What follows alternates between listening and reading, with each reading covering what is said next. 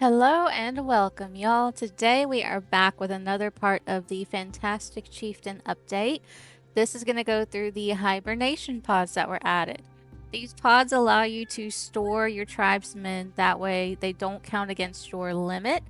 So you can keep bringing in new tribesmen and just store away the ones that you want to save for later, and you can swap them out. It's really, really freaking cool. I actually really love this. We do craft it in the mysterious stone table here. Now, Mithril is the one resource that I did have to go get. It's in this dungeon right here. Don't usually keep a lot of that on hand, so we'll be running through that. Now, the dungeon's pretty straightforward. Same like most other dungeons. You run up, you have a little maze type thing of plunders to go through. It's a very small one, so you don't have to fight too many plunderers before the beginning of this one. There is a mini boss once you get into the entrance area. There's a bunch of iron out here if you want to farm iron. You come down here to this area. We go to the left. There is a tablet. You definitely want to make sure you grab that to get your knowledge points. There we go. And then you come in here and you do have to activate this portal. The resources you need are 3 green crystals, 1 yellow crystal, 300 mask energy, but you do have to be at 40 awareness strength to be able to do this. This is a level 40 dungeon, just to give a heads up there. Now, you don't have to run through the whole dungeon like I do here. It's just my preference when I run through here to go through the whole thing because I like getting the resources. I like fighting in the battle, so I will do my quick run through of the whole dungeon. But you certainly don't have to do the whole thing like this. And I know the way that I run through dungeons is probably not the most efficient, not the quickest, but that's okay. Everyone can do it their own way. There's absolutely nothing wrong with that. As long as you get it done within the allotted time through everything you need to get through, then it doesn't really matter. As long as you're having fun, that's the ultimate goal, is to have fun. And I certainly do. I absolutely love running these dungeons in Soulmask. So you want to make sure that you do remember to bring your corrosion tanks, with this being a lot of mechanical enemies. You're certainly going to want to remember the tanks. The swinging axes are pretty easy to avoid if you just pay attention to the timing for the ones that are going up and down. It's not too bad at all. There are spikes on either side of the swinging ones, so just be careful of those too whenever you jump around. These spikes right here, I forgot were there, so I definitely did prick myself, so be careful of those. But as you work your way up these stairs, let's see, on that side there wasn't really anything. You grab the chest down here. You go the other direction though.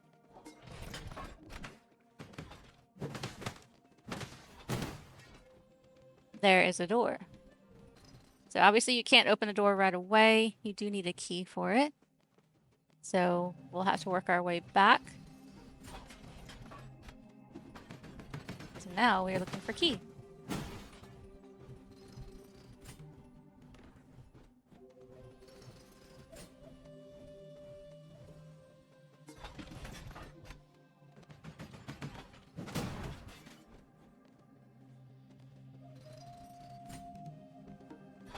And there on the left, I don't know if you saw it in that quick little, I know I sped this up just to get through it quickly, but on the left there is a key sitting in the middle.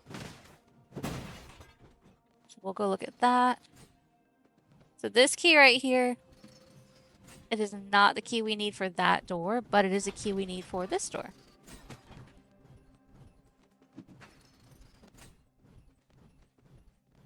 I'll let him finish his shield move and then do all the smashing. There we go. So this door right here leads to just a small chest. There is an enemy behind the chest, so be careful of that.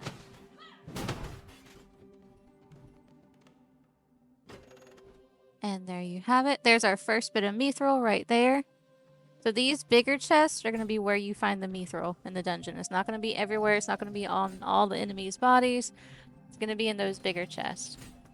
So that is what you need to look out for. We're still looking for that key. And what we're going to end up doing is working our way back towards the beginning, because I did take a right instead of going straight through that beginning area. And if I had gone straight, then it would have taken me where I needed to go. So we're working our way back right now.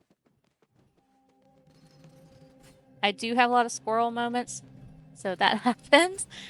And I do apologize, but it's all good. We still get it done, so it's fine.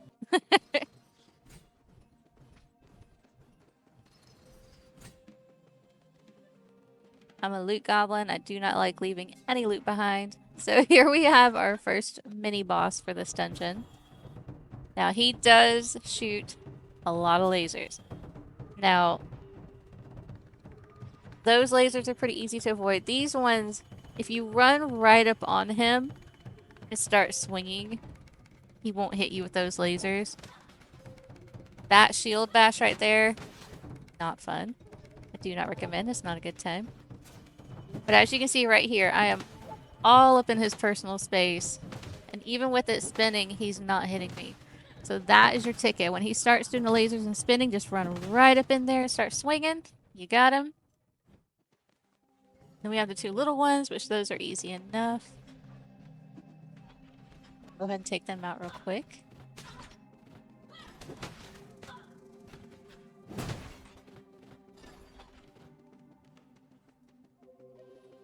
Let him finish his shield move. There we go. And as you can see, we have our key. So there's our key. We've got another bigger chest right here. No mithril on that one, though. Got another chest here. And now back to the door we found. Which that door leads to the main boss for this dungeon. So we are almost through it. This is a very quick dungeon. So as long as you can run through it, get the things killed quickly, it does not take that long at all. And as you can see the timer up there on my screen, we still have plenty of time to kill this boss, so it is not bad. This guy, I will say though, not nice. He does not tickle. So you do have to be very careful of his two shoulders or two arms there. They will do a lot of damage, so it's a lot of rolling. Now, when they separate off of him, I have tried in the past to just ignore them and just keep fighting him, hoping that if I killed him, that they would die. No, you're better off just killing the little guys and then finishing the fight with him, which is what I did. So just hit them with corrosion tank, kill them quickly, get them out the way, and then it's just you and him, and it's so much easier to manage. It's not bad. There you have it. So the big chest here is where you're going to get more mithril, which is awesome. You get some other resources in the other two chests, which is fine. But when you open this door, not only do you get a knowledge tablet right here, but you get a big old loot chest right here as well.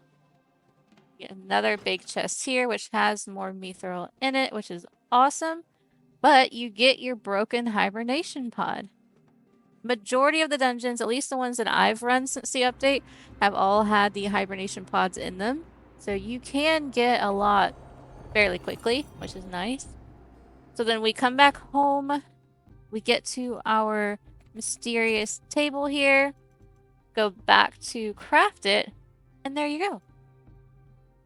It does take a couple of minutes to actually craft, so we'll sit here and just wait patiently for it. And done. We've got our first hibernation pod done. We're going to go figure out where we should place it. Put it on the end over here. There we go. So we have our hibernation pod. Now all you do is you grab a tribesman that's that's with you in this current base. You just click whoever you want to add to it. And it'll go ahead and place them. You do need to have the sunstones to keep it powered. So just make sure you keep an eye on the sunstones that you have inside there. Make sure you keep an eye on the times for it so it doesn't run out. But as long as it has energy, then it'll be fine. We've got our tribesmen stored. So how freaking cool is that? So now you have one less tribesman taking up a number, and you can go out and hunt for some more. And you can just keep storing away ones and keep swapping them out. It's such an awesome feature. I absolutely love this. Love this feature. So it's good fun. Like I said earlier, the pods are easy enough to get. Most dungeons you can find them at the end. It's just the mithril that will be more of a challenge to find.